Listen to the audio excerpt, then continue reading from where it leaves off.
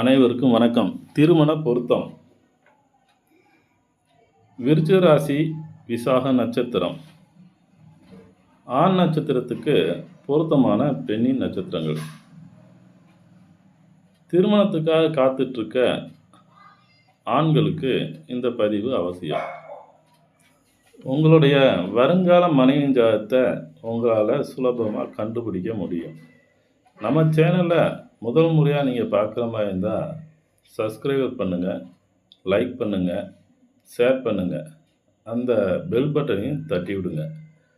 அப்போ தான் நான் போடுற ஒவ்வொரு வீடியோவும் உங்களுக்கு உடனே வந்து சேரும்.